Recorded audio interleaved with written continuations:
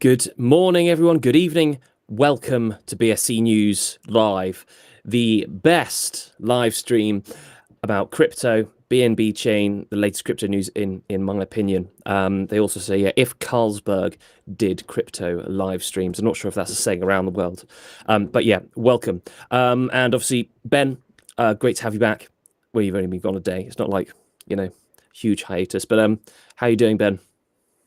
Good. I was gone a day, but in that absence, the market pumped like 15%. So at least Bitcoin. Yeah, So I should big stay time. off. It's probably get a drop as I'm on the show. Who knows? I mean, yeah, after such, a big pump, it often does, go back down. But sort of if we look at, where Bitcoin is now, I'll switch to, the daily chart. By the way, we do can. you have your candles on inverse colors? I do.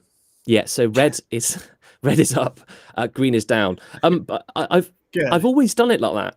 And I don't know why, but I just think that's like the normal thing to do. Obviously, default when you load up a, Trading View or Binance or something, it's the opposite. So green is up, and pretty much everywhere in the world, green is up. But I think in some of the Asian markets, and maybe China, they do it like this as well. So I don't know if I started out on a Chinese trading platform or something, and then just sort of stuck with those colors. But yeah, for me, I always make it red up, green down. Just something interesting. If you go like on Twitter, for example, yeah, and you pull up the little emoji for like a chart going up, it'll be red. Yeah. And if you do it on going down, it's green. And that's always bothered me so much. Yeah, so that's why if I do, a stock going up, I normally use the emoji that's is yen, because that's the only one that says, going up. So maybe I don't know, maybe they have influence over there from China, but because I know in China the color red is positive, and obviously their flag is red, and red is a good color out there. And yeah, one of my Chinese friends told me green. If you wear it's something like if you wear a green hat, you're a single man that can't get women. And it's, green isn't. Can't wear green hats. Yeah, so yeah, if you're in China, don't wear a green hat. If you're a viewer from China and you have any more information on that, yeah, you're more than welcome to chime in. But yeah, my colors are inverted. Yeah, and if you're from a place in the world where this is the norm, let us know, because I don't know why I do this and where it initially came from, but I'm sure other places do this normally. But yeah, the market obviously, Bitcoin broke 25k. Now it's back under, which is understandable because we've had a huge, green candle, but on this it's a red candle. An up candle, let's just say.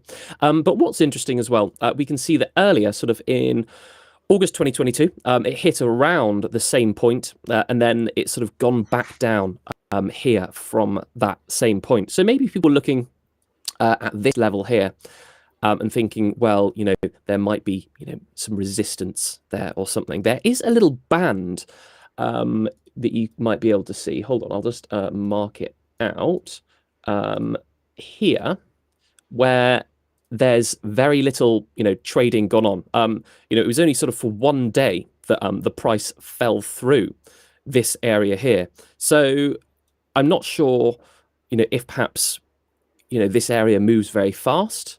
I'll bring up some order books in a moment just to see, how many orders are there. But yeah, this area here looks relatively volatile. And as we can see before, yeah, it was very fast and volatile, and I don't know, we might see the same thing again. But yeah, I mean, the general mood in crypto at the moment is good, because obviously the market is going up. Yeah, Ben, have you got any thoughts on the current market?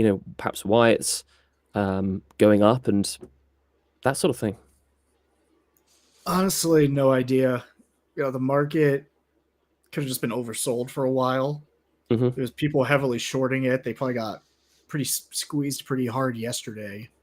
Yeah. And there's no way to know what's going on.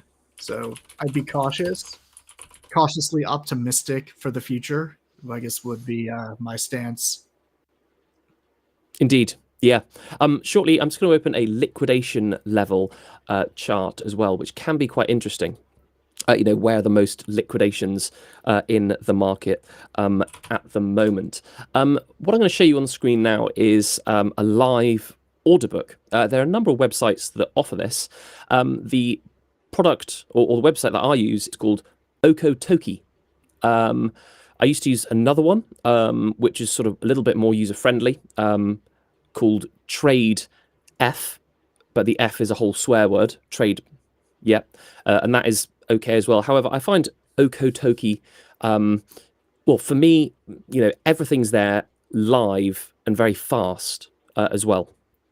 So what we can see here, if I just resize my window a little bit, just so it's a little bit bigger sort of on the stream, we can see, you can customize it to show any exchange you want. So I've got Bitfinex BTC USD, Bitfinex Futures BTC, Binance Spot BTC USDT, Binance Futures USD, Coinbase USDT, and also Bitstamp USDT.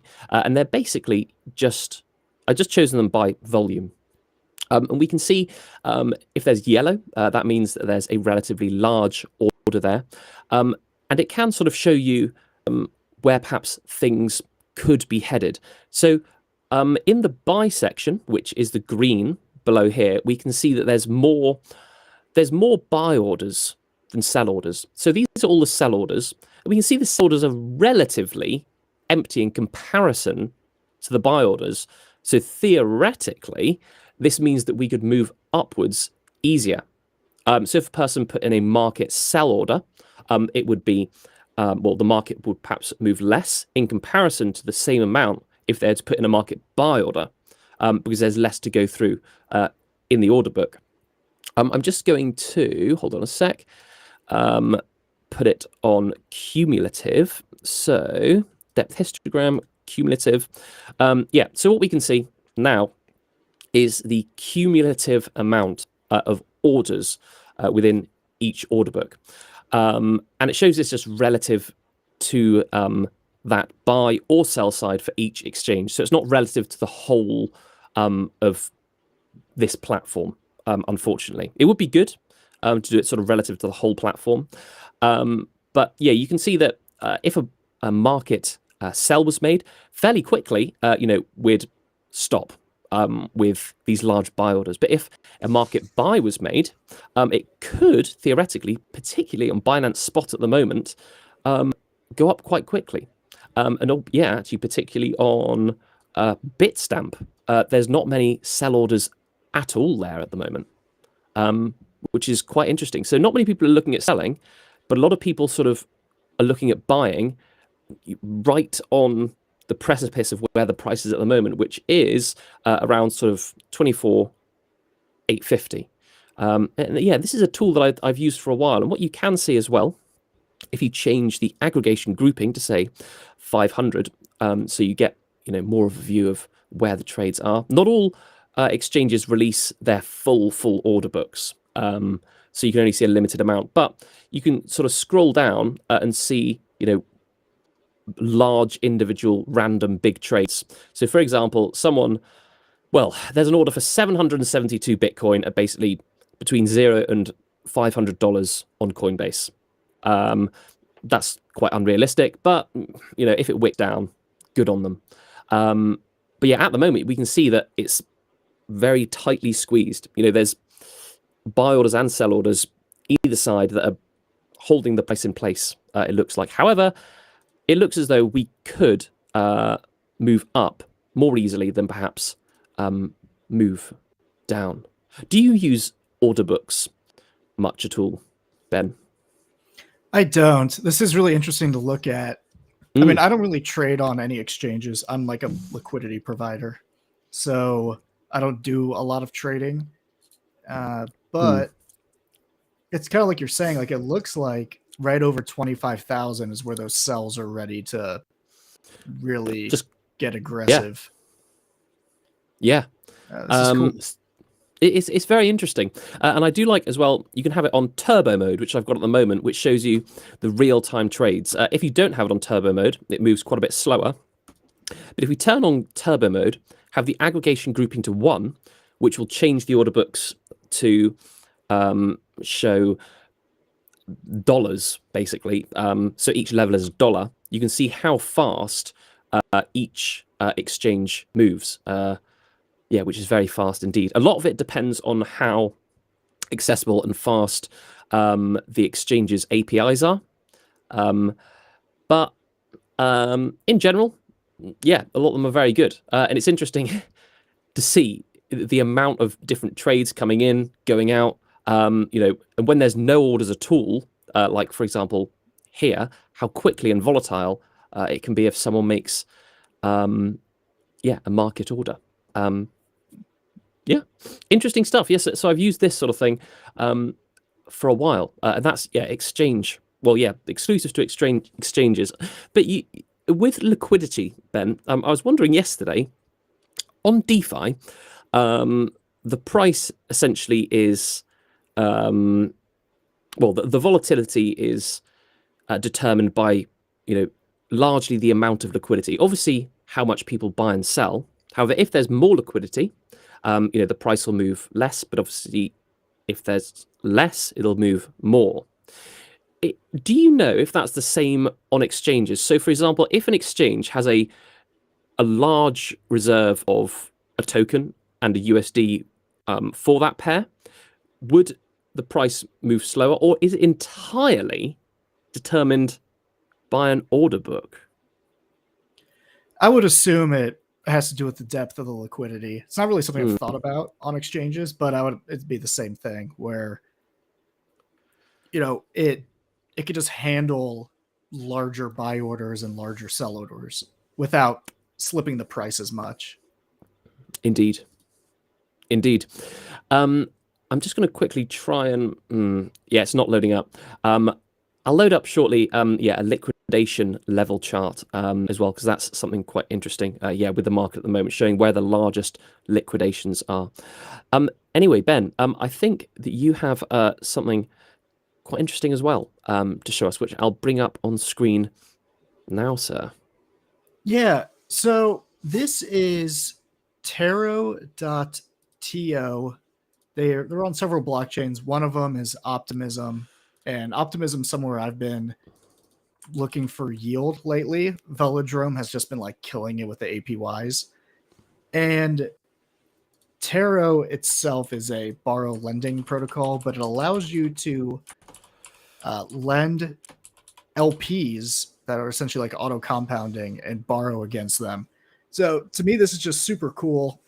I love the lending concept, but I love yield farming more.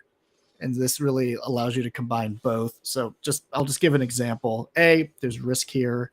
So always important to understand that. Something I was looking at on here, and they just opened these pairs up like yesterday. So there's not a ton of TVL. Like you can see, this ETH USDC pool is 271,000 TVL. What's so interesting here, though, is you can, and maybe since I'm not connected, it's not showing all data, but you can create your LP of choice on Velodrome, which may be paying 20 to 30% APY. Deposit the LP tokens on Taro and borrow, especially if you're using a USDC pair.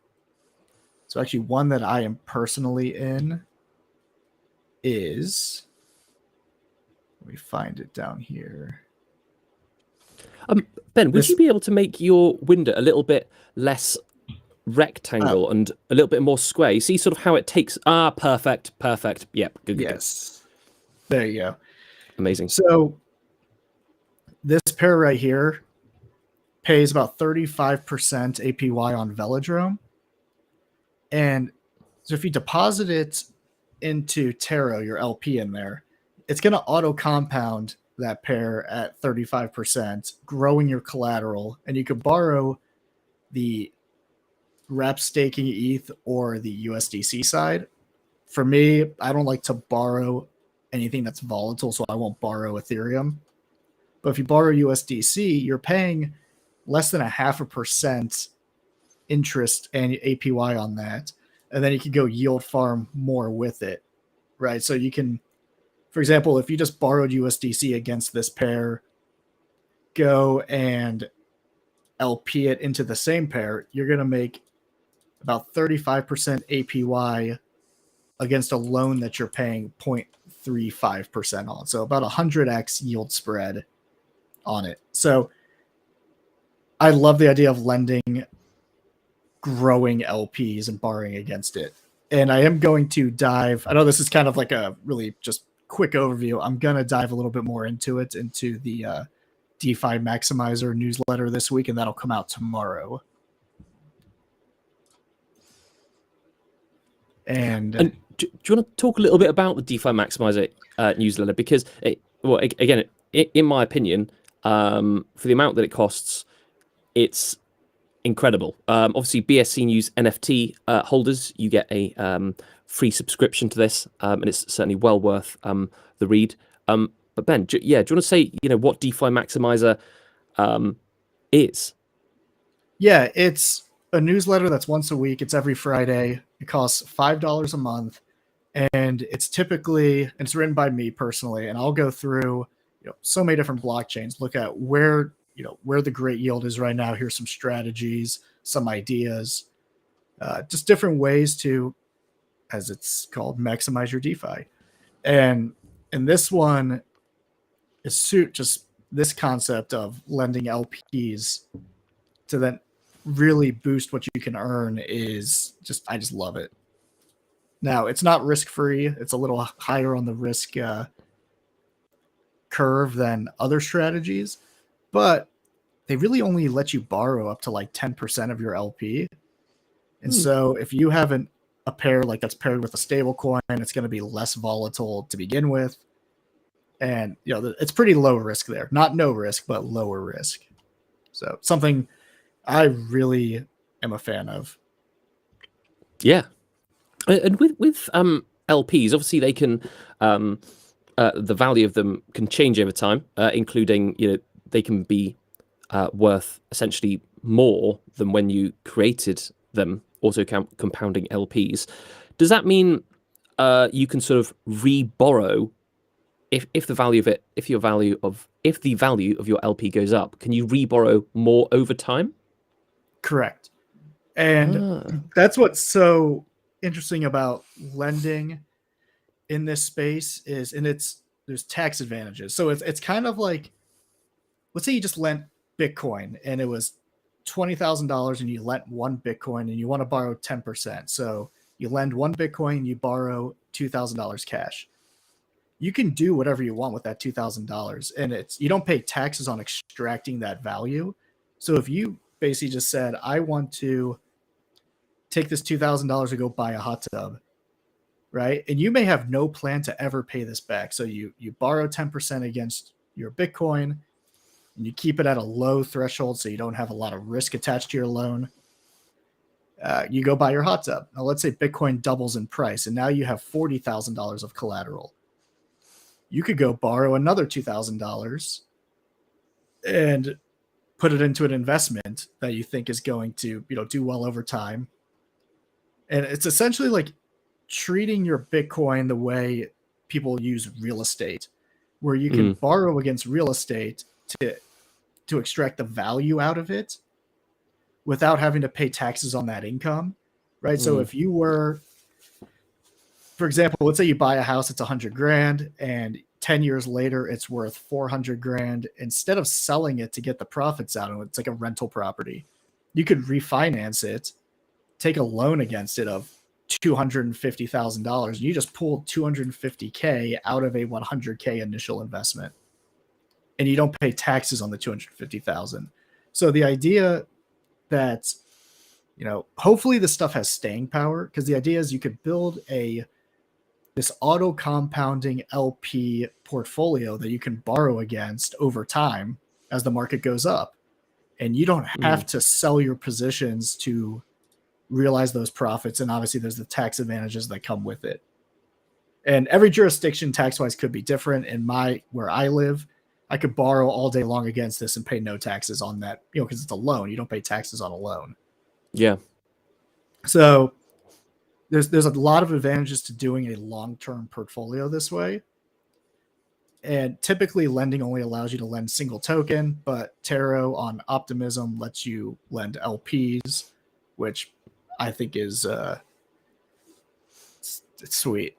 This is something I've wanted on BNB chain, for example, and I haven't found it. So I was excited when they just rolled these pairs out. They have other ones. They're on Phantom also. A lot of options, and I hope this platform does well. Yeah. So Venus 10 Finance, if you're watching, there is a gap in the market on BNB chain. This does look very good. Lending LPs. Yeah. No, it's very interesting indeed. So did you know any other websites or platforms at all that are offering this? Nope. Doesn't mean they don't exist. Yeah. It just means I don't know about them. Wow. So if you're a platform that does offer this, please let us know. Because it can be hard to find out, exactly what all platforms are offering. And you do, you're one of the DeFi kings, I personally think, Ben. I think you're very knowledgeable about DeFi in general. Why have you decided to go with essentially the USD Ethereum pair? Sure. Something that I like in DeFi, and everyone's different, I like to cut volatility as much as possible. Yeah. So I do give up earnings potential, right? So as Ethereum goes up, because it's paired with USDC, I'm going to capture about half of that gain. However, the same is true on the downside. As Ethereum goes down, I'm going to only feel about half of that loss. And then when you add in the trading fees that the pair gets, and in this scenario, auto compounding the yield, you're really protecting your downside. And so, I think in a lending environment like this, that's even more important. So if ETH halved tomorrow in price, my LP is going to go down about 25%, right? So I don't have to worry about some oh my God, I'm going to get liquidated, right? The market just nuked. This is just protecting my downside. It's protecting my collateral. It's protecting my loan. It's the anti of the Degen, the Degen, however you want to pronounce it. The Degen mindset in crypto is just accrue value over time, minimize your risk, especially when you're borrowing and lending, right? You don't want to get liquidated. So it's really important to manage that well. And pairing with the stable coin helps you manage that so much better. You're still going to get gains. You're still going to get yield. You're just really protecting that downside. No, that's good. That is very good. Thank you, Ben. So for all of those looking to explore the DeFi world, there you go. Some very, very useful tips. And at the top left of your screen now is the little QR code to scan to sign up for DeFi Maximizer. Thank you, Ben. The liquidation levels that I was talking about earlier, I've now got them on the screen. So you can see this chart here shows where the highest amount of liquidations can occur. So the reds, I have everything to the right of the price at the moment, which is here, 24,815, are the liquidations for shorts. So those people are betting that the market will go down. On the left, those are the liquidations for longs. So to get some large liquidity from liquidations, would either have to go down to 17,400 or the real juiciness starts around 15, which going there now would be quite a sharp drop. However, we can see that if we I've got that the wrong way around. So the liquidations, no, I haven't. No, that's right. Yeah, it is right. Sorry. Longs won't get liquidated if we're going up. So yeah, you got it right. Yeah. Here are where the shorts would get liquidated. So we only really need to go a little bit past 25k to get some serious amount of liquidity. That I'm would not be sure good for what. price. Yeah, and maybe do a short squeeze all the way up to nearly 30. Who knows? Yeah. Um, Yeah. but yeah, there is a lot of liquidity. Oh, as no, I don't know Tom, how to can I zoom ask you out. something? Yes. No, this is so interesting because it shows that the market, at least in terms of this margin market, is still so bearish, right? Like I know. are actually surprisingly conservative here, right? There's a lot of longs that were opened up, 13 to 15K or whatever. But it's not like anyone is turbo long at 20 or 19 or 18, which this is really actually great to see. This makes me feel like we're just going to keep squeezing up because this is, Yeah. I mean, people are so Yeah. just out of control with these shorts. I know. And the liquidation levels are incredibly close to the price. I mean, the liquidation levels for longs sort of down here, that's sort of to expected. People are managing their risk, well. It gradually increases the lower we get. But to see this, liquidations for shorts, very, very close. I wish we could have looked at this like yesterday.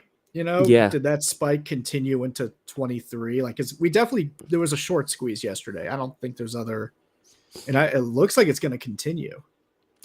Yeah. We just need to go a little bit higher and sort of start that effect, and everyone buy. We'll go to 27. And then the knock-on effect will just go up and up. What is interesting though, looking at a couple of other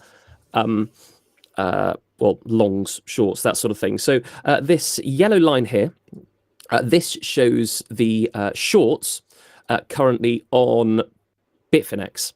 A lot of people use Bitfinex to see, longs versus shorts, perhaps what the big whales are doing. It was certainly like that in maybe around 2015 or so. It was considered, the place where the big whales trade.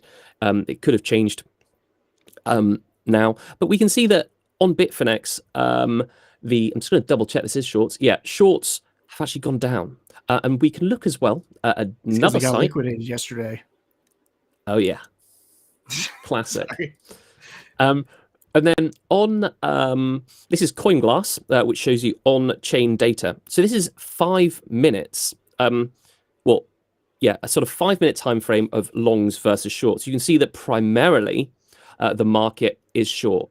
If you look at Kraken, the people there, madness. But this is only a 5 minute time frame. But if we say let's change this to 24 hours, this is normally 50-50 ish. Overall, it looks as though the majority of positions are long. But yeah, again, it's quite sort of interesting to see what people are doing. Yeah, and I don't know why Kraken, the people there, are so bearish, but interesting to see nonetheless. But yeah, being able to see the shorts and longs on Bitfinex is quite useful. If we bring up the Bitfinex longs, I'm just going to add this to a new scale so we can hold on, sort of compare them nicely. 2 seconds. So yeah, the yellow line is shorts, and the blue line is longs. So Bitfinex at the moment, the traders there, they're preferring longs or creating more new longs, and then shorts are coming down. This is on the daily chart. If we look at the 15 minutes, this is, again, what it looks like. But you can see, the huge longs and shorts that people take if there's a sudden drop or a sudden peak or a sudden move in that line. That means one account or one trader has made a very large bet. And there was one time historically that there was a huge trade that I was just and pretty much that's all I had my eye on, and just waiting for that one short to close. And when that did close, that's when I went long or something. But yeah, it is interesting on TradingView to see what others are doing, shorts versus longs on Bitfinex. Can get a little bit confusing at times. But yeah, perhaps we can look at this more tomorrow. Actually, one thing before we move on are the 24-hour liquidations. Again, this is on an on-chain metric, hold on, which is CoinGlass. So in 24 hours, $235 million has been liquidated, which isn't unheard of at all. You know, it's been in the couple of billions historically. So yeah, we've seen worse. But anyway, time will tell which way the market goes. I mean, just a personal bet for tomorrow, Ben. Which way do you think it's going to go? Do you think it's going to be above 25 this time tomorrow or below? I would say, I mean, who knows? It does look like these shorts are real aggressive. So what I'm starting to think is like, when the market's running up, everyone thinks it's going to get better. The euphoria, every drop gets people long it, and then that goes against them because then the market's dropping before you realize that's what's happening, right? That's what happened to the market last December, or not it's been a long time since the bull market, 2 Decembers ago.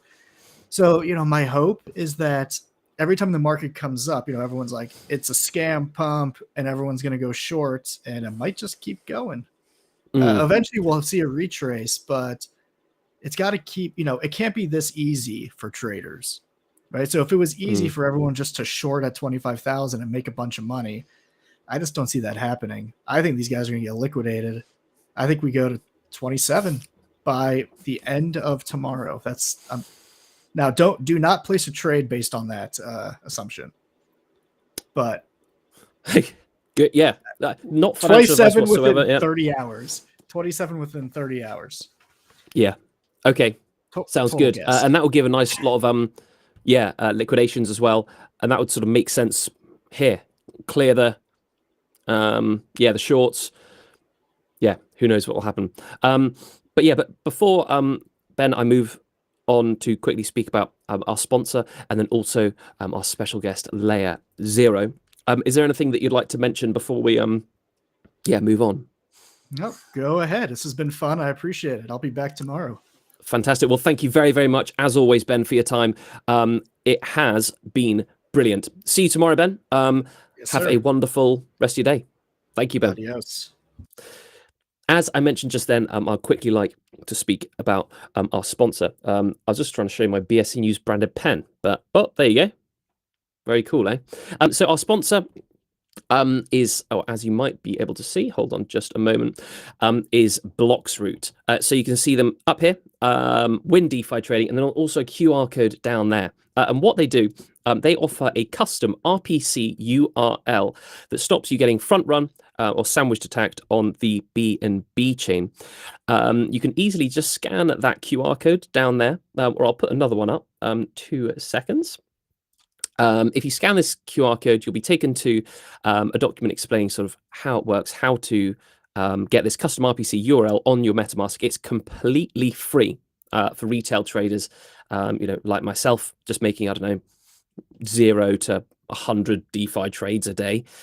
And yeah, being front run, if you use the incorrect amount of slippage, which can easily happen, maybe you're trading a high volatility token, or the token requires some sort of tax, that sort of thing. It can easily happen, and it gives you the worst price being front run, and also it drains liquidity as well. However, using BSC Protect, completely free, on BNB chain, and they are currently working as well on other chains, which is exciting. It stops you getting front run, so it's certainly worth checking out. So the QR code is going to be left up there as well, just so you have time to scan, that sort of thing. Anyway, very, very excited to now introduce our guest, as I said earlier, from Layer Zero. We have Brian. Brian, thank you so much for being here. It's great to have you here. Thank you very much. Would you like to firstly introduce yourself and a little bit maybe about Layer Zero? Yeah, 100%. You can hear me fine? Loud and clear, sir. Okay, perfect. Yeah, I'm Brian, one of 3 founders, CEO of Layer Zero Labs, the company who created Layer Zero and subsequently Stargate. Fantastic. Brilliant. And what is Layer Zero? So viewers watching this now, obviously I'll share my screen in just a moment, but if you could give an overview of, well, what Layer Zero is and what you do, that would be great. Yeah, sure, absolutely. Layer Zero is a messaging protocol between blockchains. So ultimately, it is just a way for 2 chains to communicate to each other. We can lean into kind of more technical or less technical, depending on what you think everybody wants. But ultimately, when you see something like a bridge, so when you use Stargate to bridge money across chains, when you do something like move your little pudgies, your pudgy penguins across chains, or anything of that sort, sushi swap, pancake swap, sort of all of these protocols have cross-chain functions. All of these are using Layer Zero. So Layer Zero is the way that contracts on blockchains can communicate with each other to create an experience that says, if you are an application and you live on, I don't know, let's say Polygon and Ethereum and BNB chain, you can have kind of the same seamless experience across all 3. Fantastic. That's needed.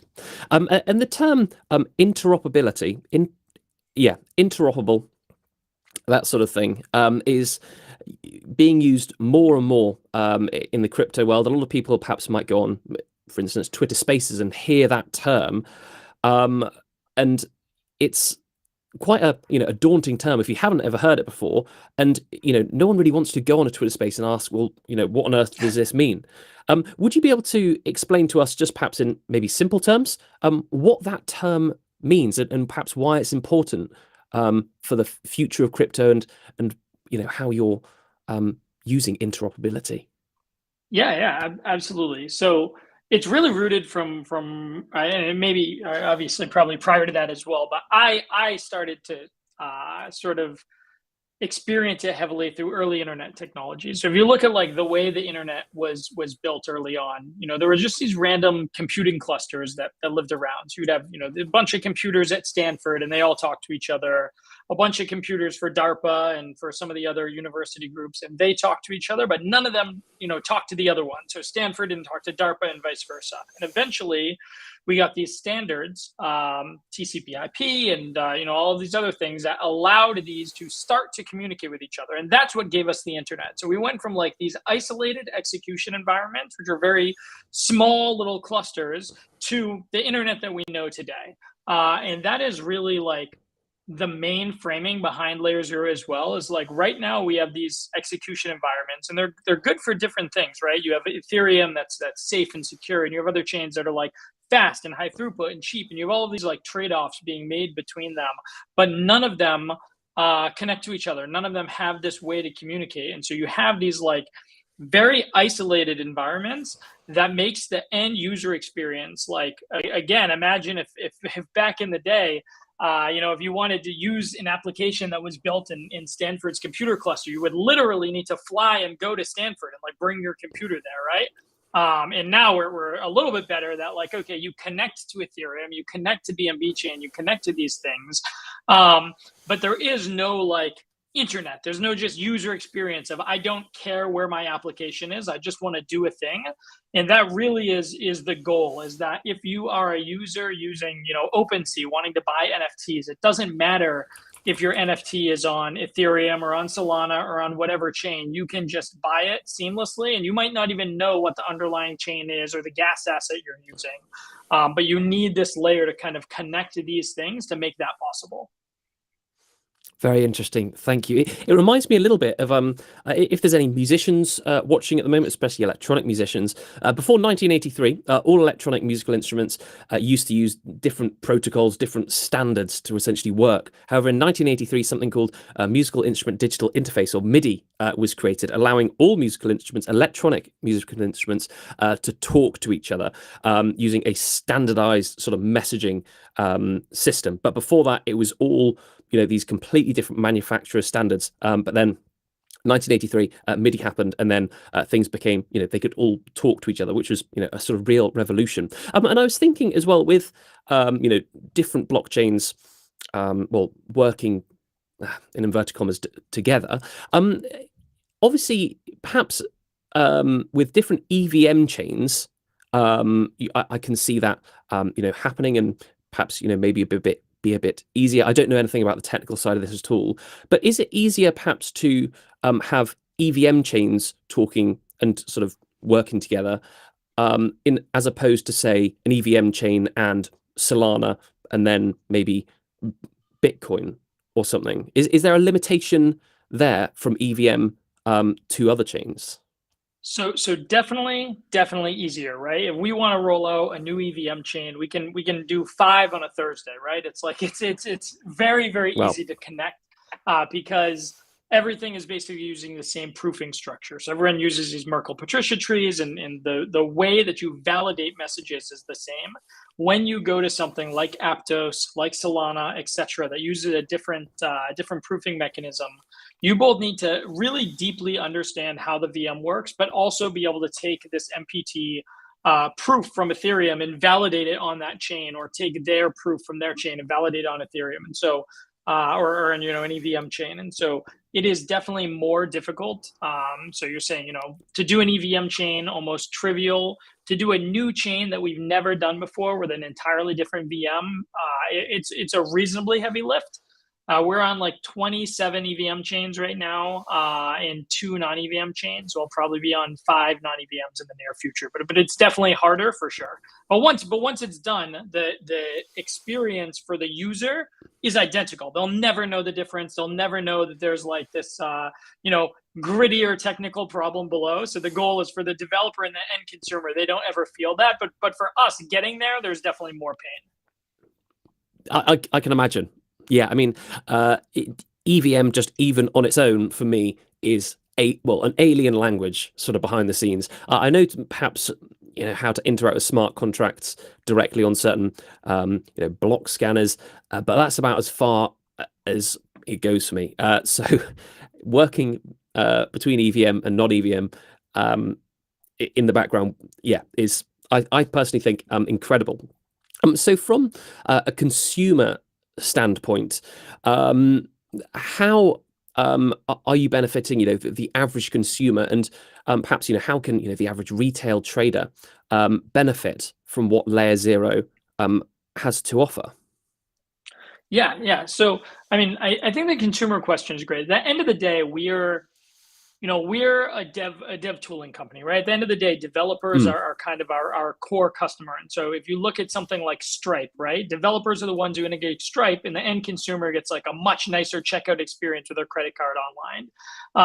For us, the developers are the ones who are going to use us. And then the end consumer is going to get something that, they, in an ideal world, they won't even know Layer 0 exists. They, like somebody using Facebook today doesn't think about the OSI model or TCP/IP. They just use it. They just stream Netflix. They don't think about the underlying technology. So end consumers in the long run should not need to think about us, but we'll be there kind of underlying everything that they do. And so that the goal for the end consumer would be a totally abstracted experience. So you can imagine a wallet where you only have USDC, and you can farm, you can look at farms from 15 different farms on 8 different chains and move and stake in any of them without ever knowing the underlying chain, without ever thinking about gas, without ever thinking about needing to change your RPC or do anything. The goal is that when you use an NFT marketplace, when you use a wallet, when you do anything on chain, playing a game, whether it's doing whatever, is that end consumer experience can be totally abstracted. So when you're talking about how do you onboard the next 100 million, 200 million people, like I've been here almost 10 years now. I can deal with a lot of messy experiences, right? I'm playing Moonflower Farmer on Aurora and doing all these kind of crazy things. I think all of us who have been here for a while get used to the pain, but the end consumer needs something that resembles more what they know now, right? They just want this PayPal of crypto. They want exposure to the underlying without needing to know the gritty details. And I think like that will be the ultimate net benefit to the user. Now, currently there's lots of reasons that people do it. People want to bridge between chains. They want to swap between chains. They want to, have sovereignty over their NFTs and move them around. So they want to own them on Polygon. They want to own them on Ethereum. But the end state of what developers can do with this will look very different. Very interesting. Thank you very much. And obviously, you have a lot of different partnerships as well, Layer Zero. One particular, I'll get onto shortly, which we've been covering a lot at BSC News, Core, or Core DAO. Would you be able to tell us maybe about, your partnerships, and also, how do they affect and also improve your brand and product offering? Yeah, I mean, I think at the end of the day, we're building something that should make the lives of developers much easier. It should make like the end state for chains much better. So a very simple example is like, think about Arbitrum, Nitro and Nova, right? So there's two versions of Arbitrum, one for gaming, one for DeFi. In a world without Layer Zero, without horizontal composability, you would need to wait. You've sold an NFT and you want to go play a game.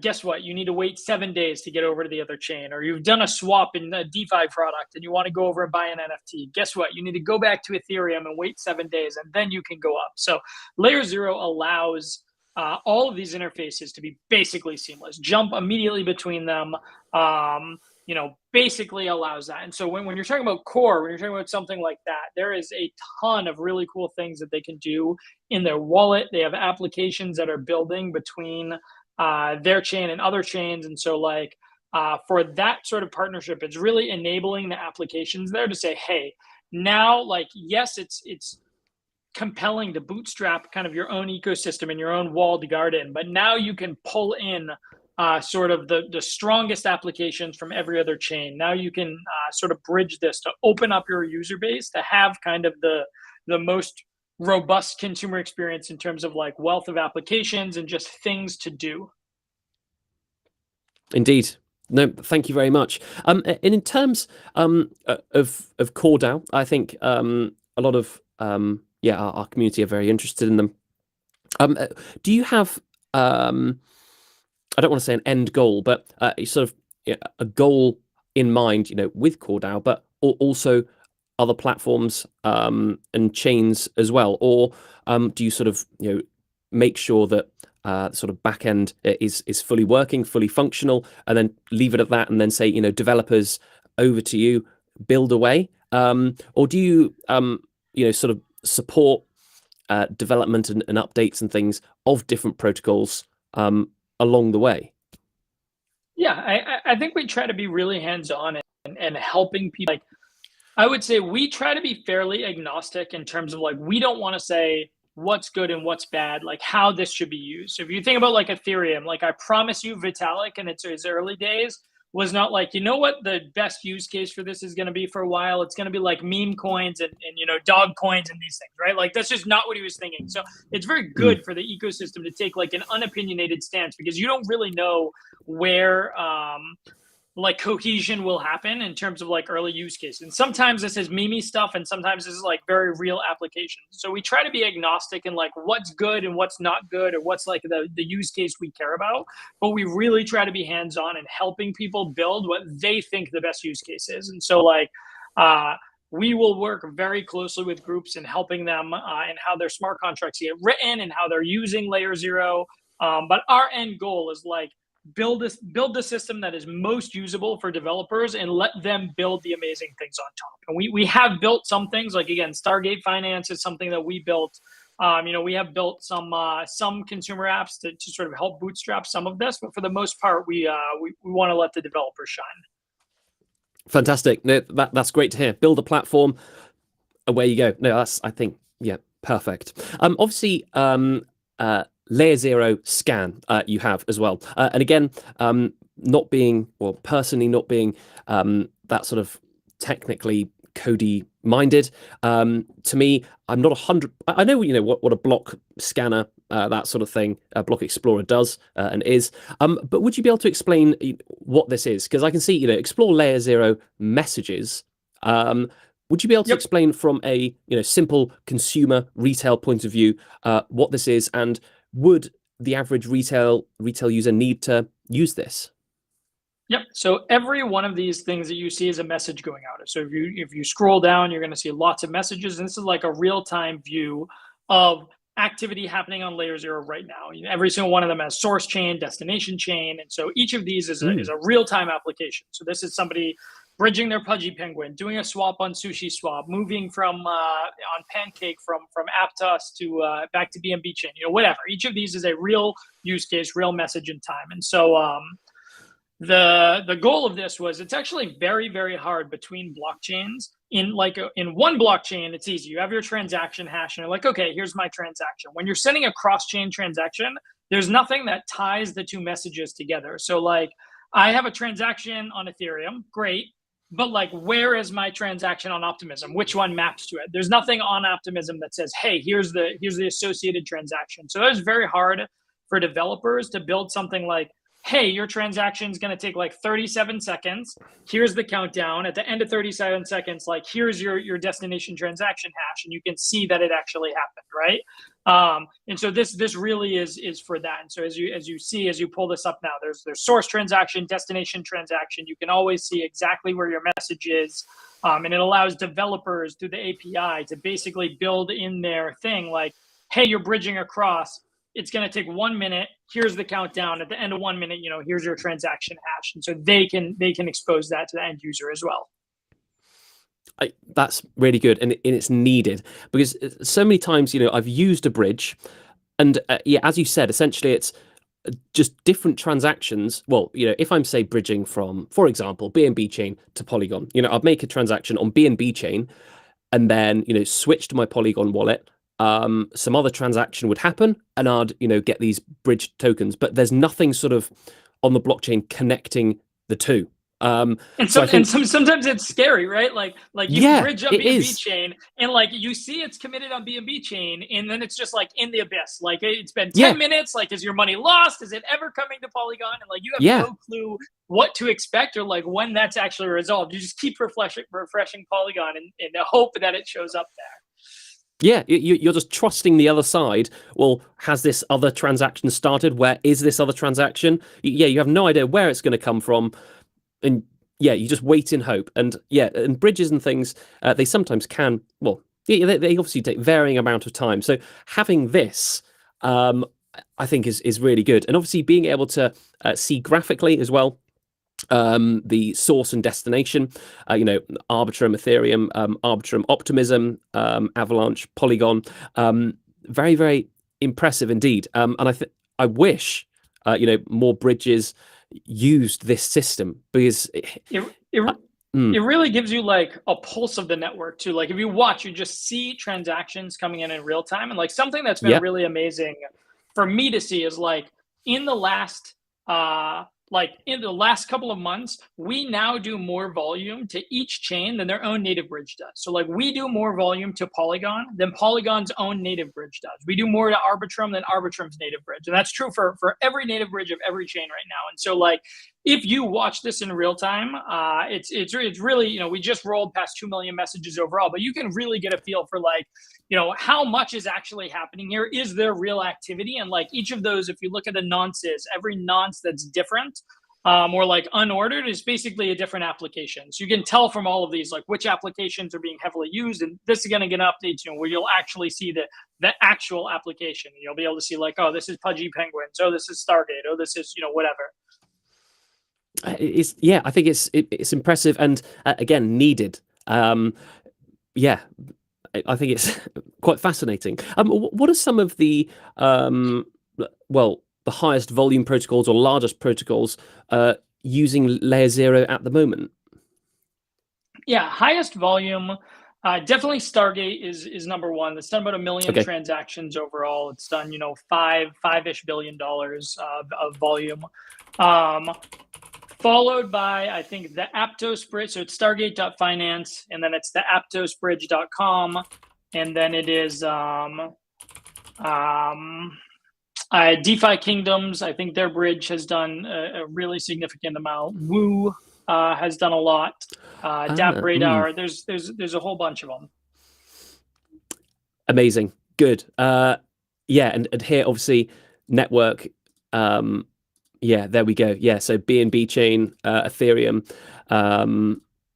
Yeah, I think I'm going to use just Stargate from now on, just so I can have the peace of mind from a consumer perspective, seeing exactly what's going on, as opposed to just waiting for some random transaction on the other side of a different blockchain just to start and hope it works. Very, very impressive. Thank you very much. And for individuals or protocols looking to build with Layer Zero, I'm just going to switch tabs quickly.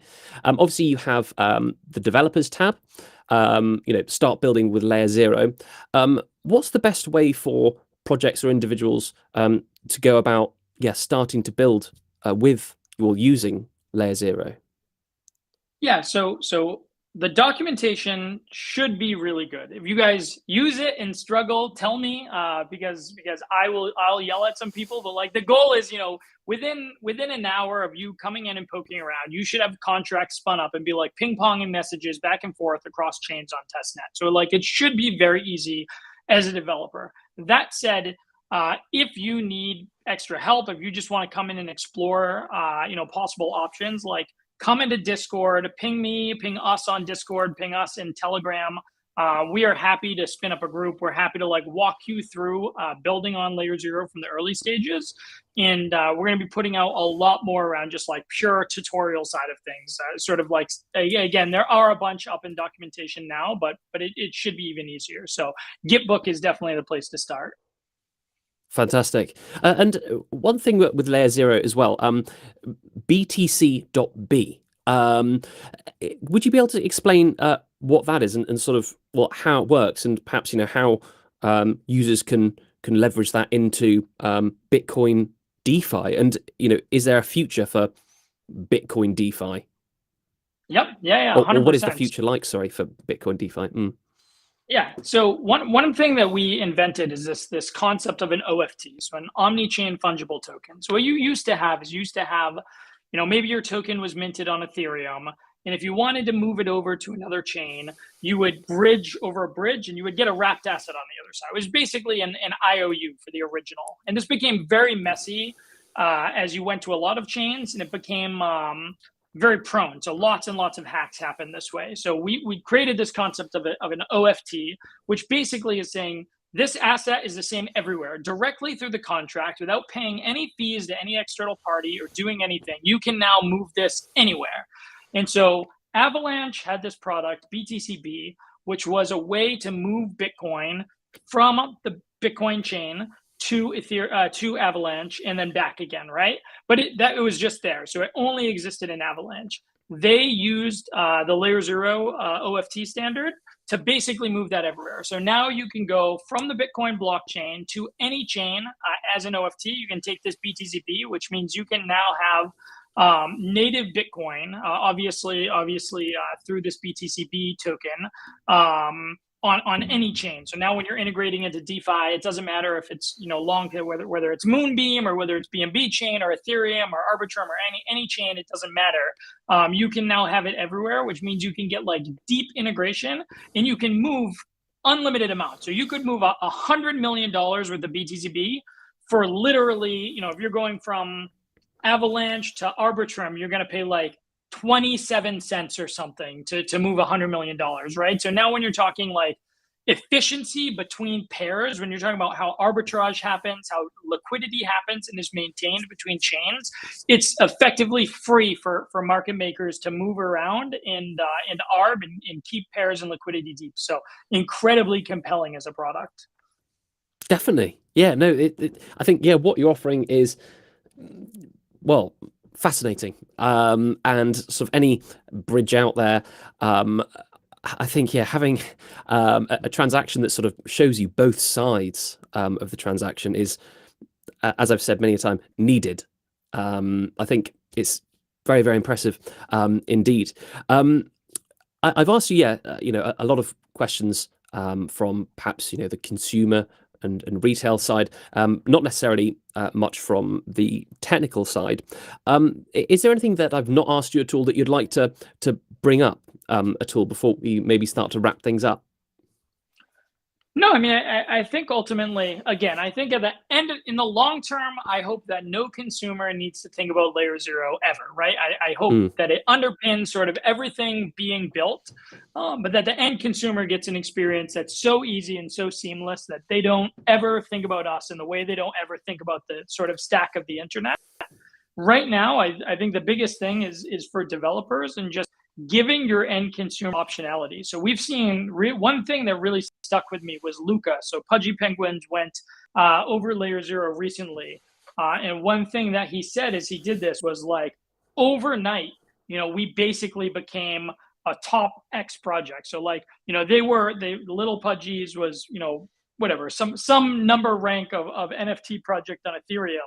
But then overnight on Polygon, on Arbitrum, on BNB chain, on all these other chains, basically became a top 3 NFT project on all of these. So like as a way to tap into other communities, as a way to like expand a reach or social graph, there is no better way to do this. And I think it's hugely important for basically every project, because right now there's these very tribal, very isolated communities. But at the end of the day, anybody building something just wants it to be used by the most number of people, right? You want to impact the sort of like largest group of people. And that is, that is really what we try to make as easy as possible. So anybody who's looking to do that in any way, like please reach out, ping me, and I will help you with whatever you need to make sure that's a reality. Thank you, Brian. Very, very kind. And obviously on the screen at the moment, I've got sort of, where you can reach Layer Zero. They've got multiple channels, Telegram, Discord, Twitter, Medium, layerzero.network. It couldn't be easier to get to. And then right at the top, community. And yeah, there are their different communities.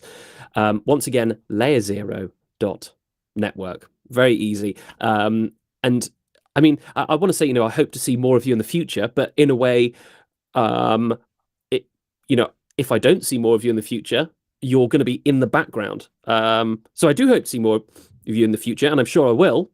But in a way, I hope I don't, because you'll be in the background for retail traders, if that makes sense.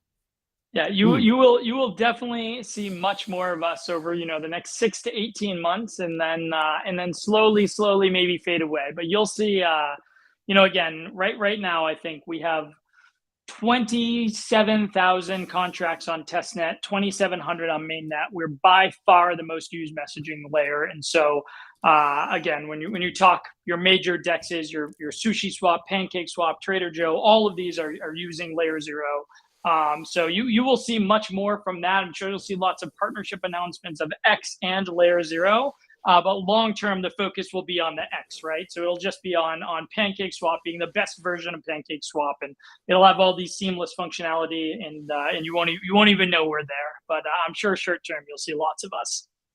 Fantastic. No, well, I think cross chain obviously is the future, and what you're offering is brilliant. Being able to see that the source destination of all these transactions on your a blockchain explorer just sort of pays testament to it's working, it's here, this is what we've wanted as consumers, to see a transaction that shows you more in depth what is happening on the bridge. You're not just waiting there hoping that from the other side an asset is going to appear. I think Brian, what you've talked to us about is very, very interesting, and I've personally found it very fascinating. Apologies that I'm not very technical minded, and I sort of view it from the consumer side, but hopefully listeners, viewers, you've got a very good idea of what Layer Zero are offering, and how that essentially they are underpinning interoperability, apologies, in crypto. Thank you. Anything you'd like to say at all before we go, Brian? Nope, I think that's great. I will say that I think the end state is like that. Look, we will handle the technical stuff, and that anybody who's more consumer minded shouldn't need to think about it. The goal is make that as simple as possible. You guys can find me on Twitter as Primordial AA. Pretty active. Not always the most high quality content, but I'm around, and I'm there if anybody needs any help for anything. Fantastic. Thank you once again, Brian. I hope you have a wonderful rest of your day. Thank you again so much for joining us. It has been a real eye-opener. Thank you, Brian. Thanks so much for having me. Thank you. Good, ladies and gentlemen. So once again, that was Brian from Layer Zero. Very, very interesting indeed. If you are a builder within crypto, layerzero.network is the place to go, and then just click community at the top. You'll be taken to their different social sites, and you can obviously talk to Brian directly, and he's keen to talk to you, which is great to see. And I think, well, as I showed and mentioned, sort of having these different chains talk to each other and having a transaction hash for a transaction record for the source destination of a bridge is needed. Once again, thank you very, very much for tuning in. It's been, as always, a great stream. We're here every day or every weekday, 5 p.m. UTC, on multiple platforms, mainly Twitter, which is just at BSC News, and YouTube, which is at BSC News Live. But once again, thank you very much for tuning in, everyone. I hope to see you again very, very soon. Have a wonderful rest of your day, rest of your morning, wherever it is you